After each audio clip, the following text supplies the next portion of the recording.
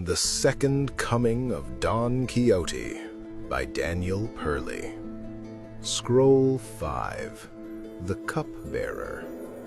The greatest battles Wiccacy often used were no longer fought over land or crown, but over the essential fuels of the intellectual engine. His current quarry was the most necessary of fluids, coffee, and the reluctant dispenser was Brandon, his brother-in-law and a municipal police officer whose temperament was as blunt and unyielding as the law he upheld. Brandon, the husband of Wiccacy's sister, Jocelyn, sometimes offered the boon of a morning cup, but this day he was off duty, forcing Wiccacy to present his petition through the digital medium of Venmo. Wiccacy's opening message, despite its plea, was couched in the language of a sovereign requesting foreign aid, not a relative asking for $3. W.O. Wiccacy, 8:12 a.m. W.O. Wiccacy hereby requests $3 Venmo. Brandon's reply, delayed and dismissive, indicated he saw this request as beneath the dignity of his day off. Brandon, 9:21 a.m. You're heard the wrong tone, intern, or rather text wars, lol. Wiccacy, 9:21 a.m. The Master Jedi must always assume appreciative and well-intended tone in digital tests, where respect the most light-hearted and body language expressions are filtered ill-filtered humor, where its own filtered by one's own illness to be negative.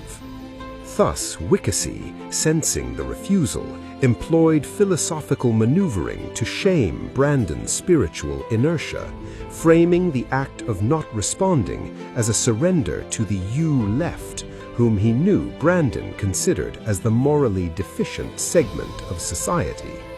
W.O. Wiccacy, 8:38 a.m. Now thou hast become an agent is of the you left.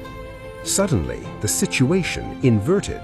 A stranger intervened, providing the very sustenance Wiccacy required, proving the universe answered his need, if not his brother-in-law. Wiccacy immediately broadcast his divine vindication, transforming Brandon's refusal into a moral lesson. W.O. Wiccacy, 8:46 a.m. The Master to God, a random stranger just bought me the coffee. Alas, alas, blessings spill you, O thousand of the of the Detroit Society. Brandon, the man of regulation, merely noted Wiccacy's immediate pivot from begging to preaching. Brandon, 8:22 a.m. Like I owe you an immediate response. Wiccacy responded with a full-blown sermon, transforming Brandon's reluctance into a case study in melancholy, the spiritual ill that prevents the common man from embracing universal generosity. He attached his name to the text, ensuring it stood as a recorded pronouncement. W.O. Wiccacy, 9:47 a.m. A glory to greater evil, to simply ask without the and please, or to require thy brother to reduce with you turn O most unhappy. To eighth I pray, an uplifting spirit heal thee of thine melancholy. W.O. Wiccacy. Brandon, the patience, honed by years of enforcing minor infractions, finally shattered. He corrected the record, clarified the domestic structure, and gave Wiccacy a glimpse of his own role in their lives. Brandon, 9:47 a.m. I'm not Jocelyn. Your dumbass mind tricks won't work.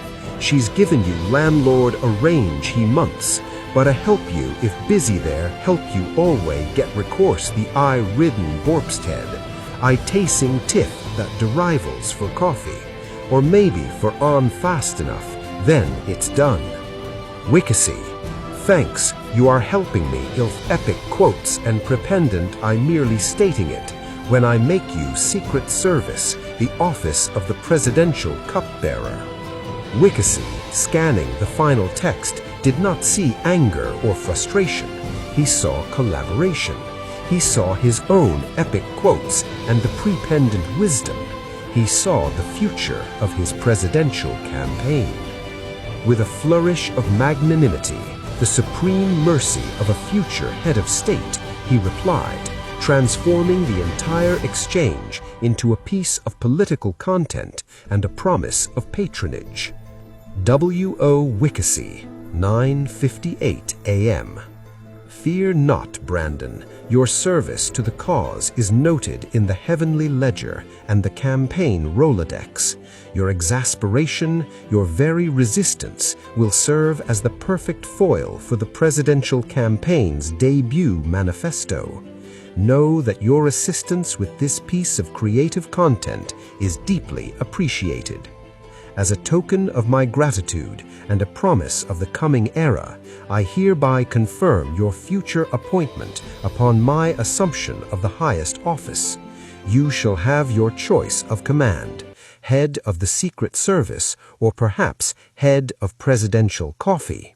Or if your heart desires an office of singular prestige, I shall create a new position entirely, the Presidential Cupbearer First Class. Go now and be at ease in the knowledge that your destiny, like mine, is already sealed. He deleted the thread, leaving Brandon to grapple with the reality of being offered a cabinet post for delivering $3 worth of coffee. Wiccacy, the knight of the resilient countenance, had once again triumphed, his vision of the world remaining perfectly intact and perfectly divorced from reality.